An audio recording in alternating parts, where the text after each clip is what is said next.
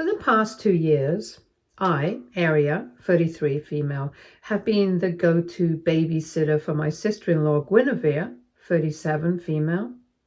Her kids, Mia and Noah, were adorable, and despite Guinevere's entitled attitude, I genuinely loved spending time with them. I remember when Mia was just a toddler and Noah was a newborn, and I'd spend hours with them while Guinevere did whatever she did. I'd play games with Mia, help her with her arts and crafts, and even read books to Noah. It was a lot of fun, even though I didn't have kids of my own. I found myself growing really attached to them. But things started to change a few months ago. I was diagnosed with a chronic condition, and it hit me harder than I expected. I had to drastically adjust my lifestyle. I used to be full of energy, always doing something, whether it was errands or helping out with family stuff, but now my body couldn't keep up with that pace. I was constantly tired, and even simple tasks felt like mountains I had to climb. The doctor gave me some harsh advice. I needed to cut back on physical and mental stress. At first, I tried to ignore it, hoping that I could push through it.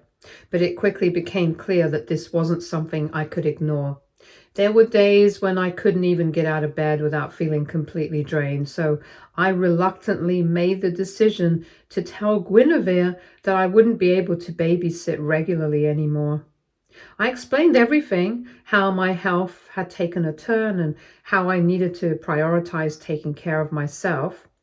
I wasn't asking for sympathy, just understanding. But instead of getting the understanding I expected, Guinevere snapped. I still remember her exact words. "What do you even do all day?" It stung. I felt like I had been slapped, but I tried to stay calm. I wasn't just sitting around all day. I was dealing with constant pain and exhaustion that she couldn't possibly understand. And here she was, making it seem like I was just being lazy. It hurt. She went on to say that it wasn't like watching her kids was hard work and I was being selfish for not helping out. I tried to explain again, but arguing with Guinevere is like talking to a brick wall. She didn't listen. No matter what I said, she was convinced that I was overreacting. I couldn't keep going back and forth with her, so I decided to just stop responding and hope that she'd let it go. But of course, she didn't. Every few days, she'd message me asking me when I was going to start babysitting again, or telling me how much she really needed help. It felt like I was being guilt-tripped into giving in. At first, I tried to stay strong and stick to my decision. I was genuinely concerned about my health, and I knew I needed to listen to my body, but after a couple of weeks, I started to feel this sense of guilt creeping in. I kept thinking about Mia and Noah. They were so sweet, and I felt like I was abandoning them. It made me question myself and whether I was being selfish. Maybe I was just being too dramatic about my condition. Maybe I could still help out a little, just not as much as before. But then I'd remember how my body felt when I overdid it, and that thought would push me back to the reality of the situation. It wasn't just about me anymore. It was about my health, my well-being, and being able to take care of myself long term. I didn't want to end up in a worse condition just because I felt guilty. In the end, Guinevere didn't respond the way I had hoped. She didn't apologize or even acknowledge how my health was affecting me. Instead, she sulked for a few weeks. I didn't hear from her much except for the occasional passive-aggressive comment. It was tough to deal with, but I knew that I had to keep my distance for my own sake. A month later, my husband and I were invited to a family dinner at my in-laws' house. Honestly, I had mixed feelings about going. I hadn't seen Guinevere since our last heated exchange, and the thought of her confronting me again made my stomach turn. But it was family, and I didn't want to start any drama, so I agreed to go. I was hoping things would be civil and that maybe, just maybe, Guinevere would have had a chance to reflect on her behavior. Of course, that didn't happen. The moment we walked through the door, I could feel the tension in the air. Guinevere wasted no time making me the center of attention in the worst way possible. She greeted us with that smug smile of hers, the one that made me feel like she was already plotting something. As we sat down at the dinner table, everyone was chatting, catching up, and generally enjoying themselves. It seemed like it was going to be a normal family dinner until Guinevere decided to speak up. "So, Aria," she said loudly, "are you still too sick to help out with my kids? Or is it just an excuse because you're too lazy to get off the couch?" The room went dead silent. I could feel my face burning up as I tried to stay calm. I'm not one to make a scene, but that comment, it was a punch to the gut, and I hadn't told my family members about my condition. My heart was racing, and I could see everyone at the table shift uncomfortably in their seats. I took a deep breath and replied, trying to keep my voice steady. "I've already explained my condition to you, Guinevere. It's not an excuse. I'm just trying to take care of my health." She didn't even flinch. Instead, she smirked and said, "Health, huh? Maybe babysitting would do you some good, get you off your pity train." She laughed like she just made the joke of the century, and the rest of the table exchanged awkward glances. Then the rest of the family members started asking me what had happened, and I had to tell them everything. I was furious, but I didn't want to escalate things, especially not in front of my in-laws. I just stared at my plate, clenching my fists under the table. I knew I had to keep my cool, but inside I was fuming. I wanted to say so many things about how she had no idea what I was going through, about how her lack of empathy was honestly mind-blowing, but I held my tongue. Fortunately, my husband wasn't having any of it, and he jumped in, defending me before I could even get a word out. "Guinevere, that's enough," he said, his voice firm but calm. "You can't talk to Aria like that. She's been through a lot, and you need to respect her boundaries." But even with his support, it felt like the damage was done. Guinevere wasn't one to back down easily, and it didn't take long for her to start throwing passive-aggressive remarks. "I just don't get it," she said, looking directly at me. "It's not like I'm asking you to do anything hard. Babysitting is just watching the kids for a few hours. I don't understand what the big deal is." Everyone else at the table just stared at their food, hoping the conversation would end, but it didn't. Guinevere continued to push. "Maybe if you actually helped out, you wouldn't be so tired all the time." At this point, I was done. I was about to snap, but I didn't want to create a scene, so I just took a deep breath, forced a smile, and said, "Guinevere, I've already told you that I can't babysit regularly right now. If you don't understand that, then maybe we just need to leave it at that." She didn't say anything after that, but did look at me weirdly. I tried to push those thoughts away and focus on the fact that I had stood up for myself. But it was hard not to feel small in the face of Guinevere's blatant disregard for my feelings. The rest of the evening was just as uncomfortable as you'd expect. Guinevere kept her distance, but the tension in the air was thick, and I felt like I couldn't relax.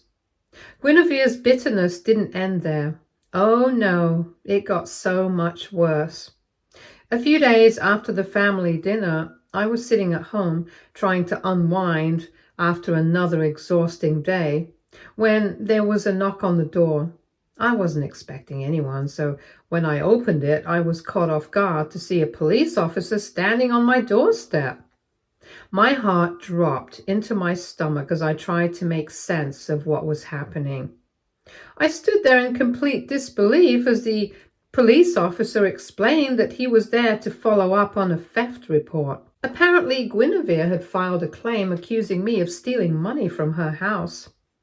The words barely registered in my mind at first. A theft report? Against me? I couldn't make sense of it. I immediately called Guinevere to try and get some answers.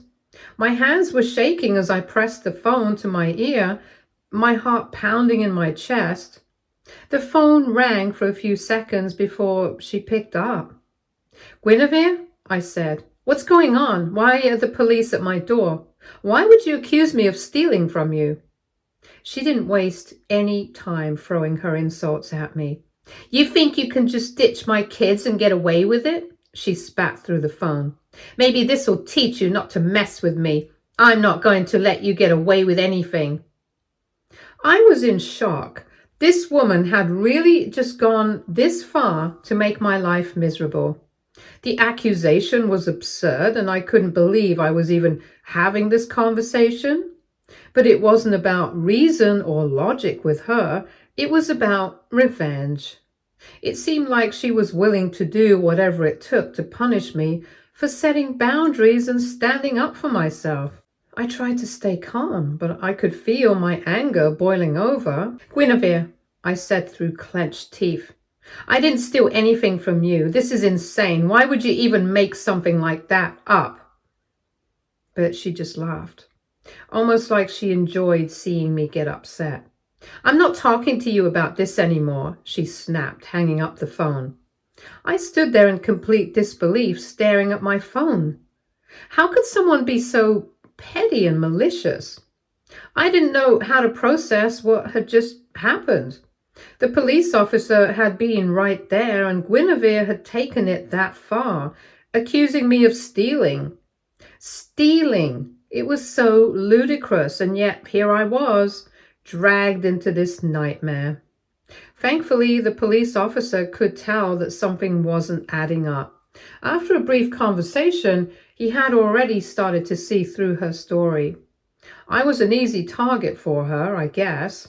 I had no motive, no opportunity, and certainly no history of anything like this. I had been at home the whole day, the money supposedly went missing, and I had a solid alibi. The officer even checked our security camera, which verified my whereabouts. It didn't take long before the whole thing unraveled. The officer was polite and professional, apologizing for the inconvenience and assuring me that everything had been cleared up. But the damage was already done. Guinevere had tried to drag me through the mud, and I had been forced to deal with the fallout of her petty behavior. Even though I wasn't in trouble, I still felt shaken by the whole ordeal. Guinevere's scheme backfired in the most spectacular way. Once Mark found out about the police report and what Guinevere had done, he was livid. I'd never seen him this angry before. He had always been the calm, more patient one in their relationship, but this was the last straw. From what I gathered, he wasn't exactly thrilled with her behavior recently, but the theft accusation seemed to be the tipping point.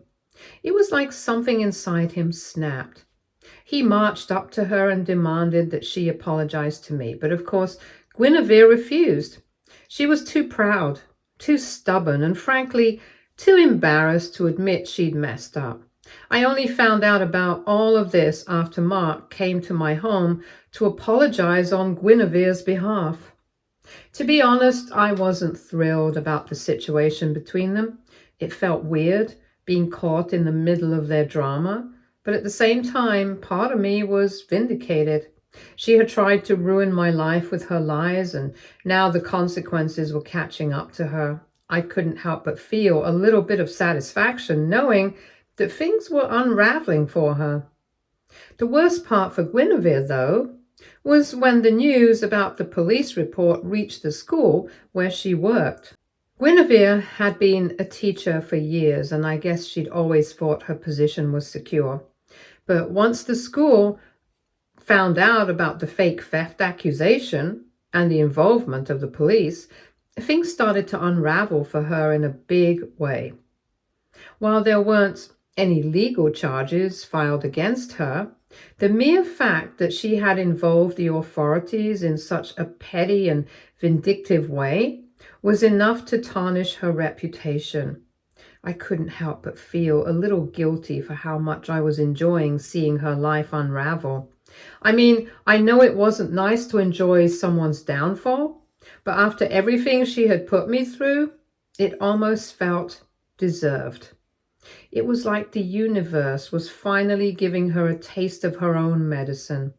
For so long, she'd walked around with this sense of entitlement, acting like the world revolved around her, and now everything was falling apart.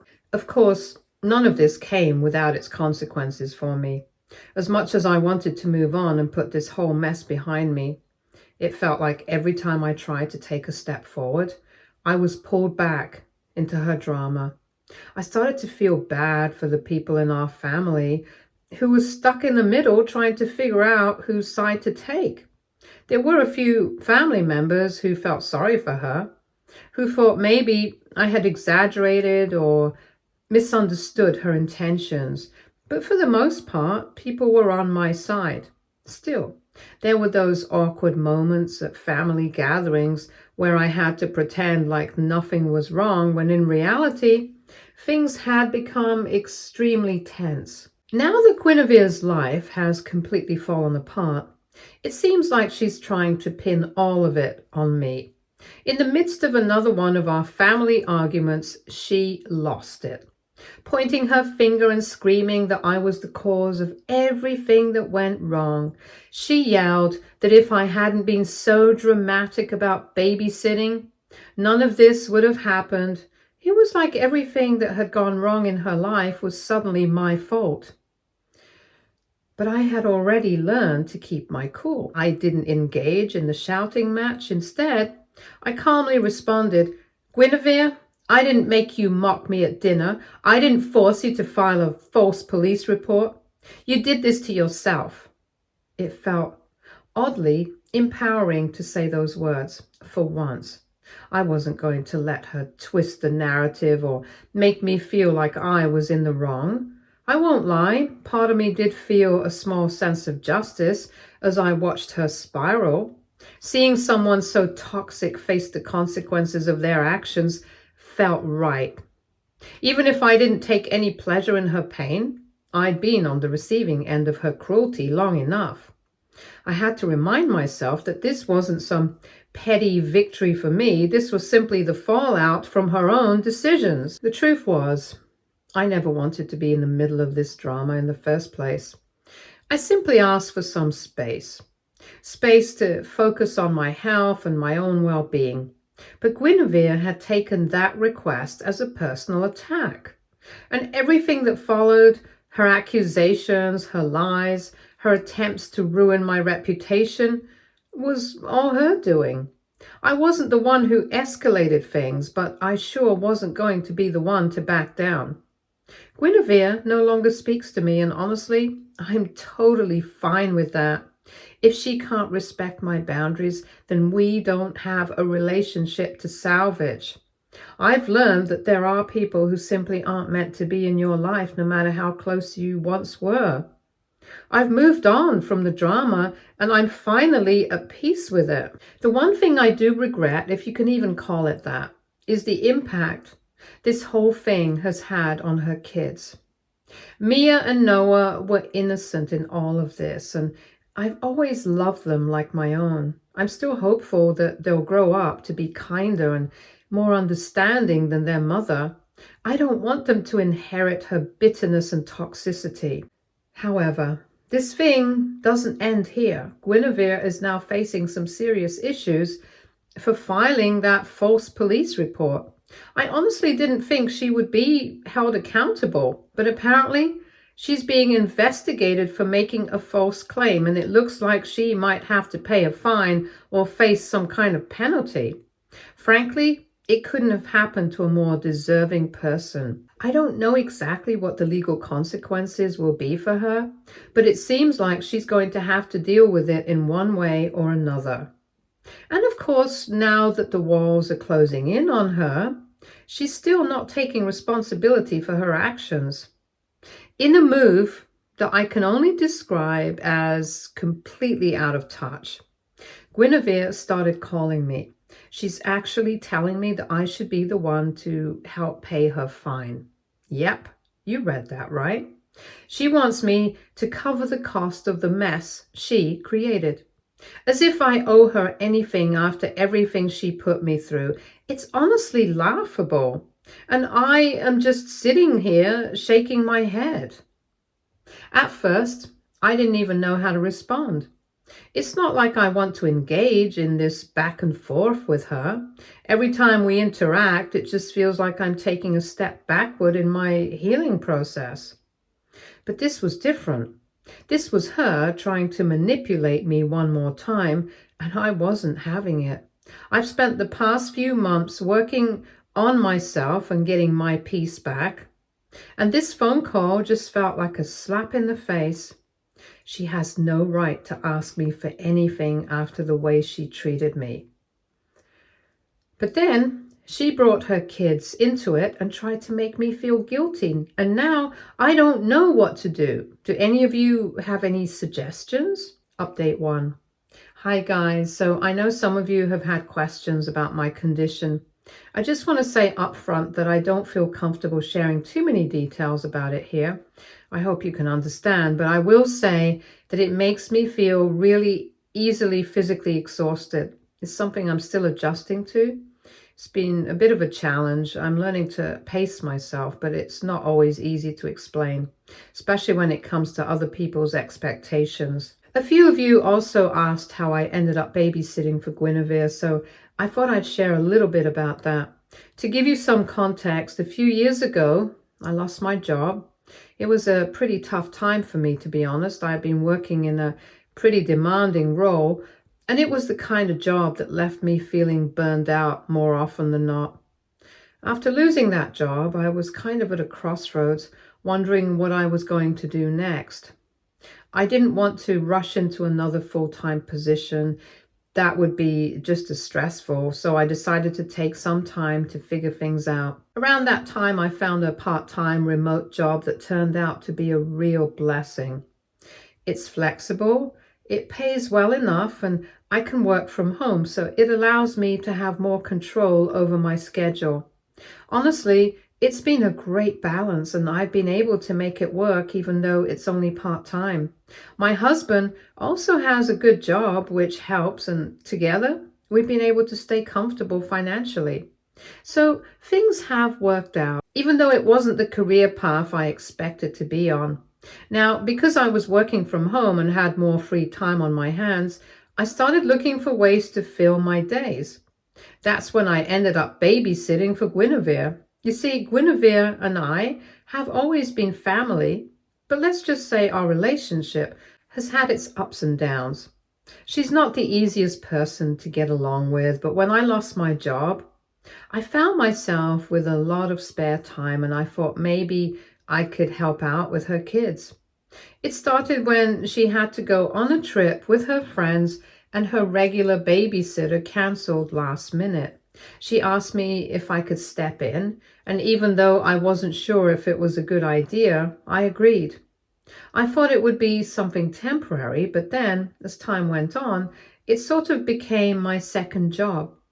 She kept asking me to babysit even when she wasn't going on trips. Her kids, Mia and Noah, are cute, and I genuinely enjoy spending time with them, so it wasn't like I dreaded it. But that's where things started to get complicated. What started as a favor soon turned into something that felt like an obligation. Guinevere began relying on me more and more, and before I knew it, I was babysitting regularly.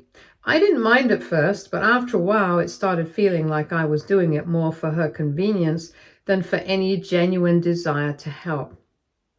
It wasn't long before I was juggling my part-time job with her kids, which was fine when I was feeling good, but when my condition started acting up, it was like I was stretched too thin. Looking back, I can't help but wonder if I should have set boundaries earlier. I think I wanted to be the nice, helpful family member who could do it all, but in the end, it just led to me being run ragged. The truth is, it's okay to say no. It's okay to take care of yourself and put your needs first, even when someone else is demanding your time and energy. Update 2. Hi guys. I know it's been a while, but I finally have some updates. First off, I want to thank everyone who reached out and offered support during that whole crazy situation with Guinevere. It's been a bit of a roller coaster, but I'm doing okay now. So here's where things stand. Guinevere did end up paying a fine for filing that false police report, which honestly, I didn't expect to happen so quickly. She was also warned that if anything like that ever happened again, it could lead to more serious consequences. To be fair, I'm glad she had to face some sort of repercussion for the mess she caused. It felt like justice, but at the same time, I'm not exactly celebrating it. I think Guinevere would rather pretend nothing happened and move on. But that's not really how this works, right? The more surprising update, though, has to do with Guinevere and Mark. So they're separated now. That's been a huge shock to the family, honestly. I never thought it would get to this point, but things clearly hit a breaking point for them. Mark was furious when he found out about everything Guinevere did, especially the false report. That was the final straw for him. And it didn't take long before they started living separately. They've been working on their relationship, though. From what I hear, they're in counseling. And it seems like Mark wants to try and fix things. I don't know what will happen with them long term, but I guess there's still a chance they could work things out if both of them are willing to put in the effort. At this point, I've sort of distanced myself from their drama. It's hard to care when you've been dragged into a situation where you were falsely accused of something you didn't do. As for Guinevere, she still blames me for everything that happened. She refuses to talk to me, which at this point is honestly a relief. I don't think I could handle any more of her toxicity. There's only so much a person can take before you have to protect your own peace. And right now, I'm doing what I can to focus on my health and happiness. But despite how toxic everything got, I do feel bad for her. I know her behavior was a result of her own issues, but it still doesn't excuse what she did to me. I've learned the hard way that just because someone is family doesn't mean that they have your best interests at heart. Some people will manipulate and take advantage of you no matter how much you try to help them. And at some point, you have to draw a line. The one thing that's been a bit more difficult to handle is not being able to see Mia and Noah anymore. I miss those kids. They were a huge part of my life for a while, and even though things were complicated with Guinevere, I genuinely enjoyed spending time with them. They're both smart, sweet kids. It's weird not being a part of their lives anymore. I know they probably miss me too, but I don't know if I'll get the chance to see them again. Guinevere has made it clear that she doesn't want anything to do with me, and I don't want to overstep my boundaries. Update 3. Hi everyone. I know it's been about a month since my last update, but I finally have some new updates for you guys. A lot has happened, and I feel like I've been on a bit of a roller coaster lately. Thanks again to everyone who has reached out to me. Your kind words and support mean the world to me. So let's start with Guinevere and Mark. Believe it or not, they're back together now. Yeah, I was kind of surprised too, given everything that happened. After all the drama and the accusations and everything else, I thought that would be the end of their relationship, but somehow they worked things out. It's also bittersweet for me because as much as I'm happy that they're finding a way forward, I still haven't been able to see Mia and Noah. Honestly, I miss those kids. I spent so much time with them and they became a huge part of my life, but with everything that went down, I can't seem to find a way back into their lives. I know Guinevere has made it clear that she doesn't want me involved anymore, and I don't want to cross any boundaries, but I can't help feeling like I'm missing out. I still think about them all the time, and I hope they're doing well. On a more personal note, my condition took a bit of a turn for the worse in the past couple of weeks. I don't want to go into too much detail, but let's just say I've been struggling a lot more physically. I was doing okay for a while, but then I had some flare-ups that really knocked me down. It's been a tough few weeks, and honestly, there were moments when I felt like I didn't know how much longer I could keep going. I was exhausted, and there were days when just getting out of bed felt like an impossible task. I've been seeing my doctor more frequently and adjusting my treatment plan, and slowly but surely, I'm starting to feel a little better. But I'm not going to lie. There's this underlying fear that it could get bad again any time. I just have to take it one day at a time and be kind to myself. I'm grateful that my husband has been so supportive through all of this. He's been an absolute rock for me, and I don't know what I'd do without him. Anyway, that's where I'm at right now. I'm grateful for the support I've received, and I hope you are all doing well. I'll keep you posted if anything else happens, but for now, I'm just taking life one day at a time. Thanks again for being there for me. It really does mean the world. Stay tuned for more stories from our girl relationships.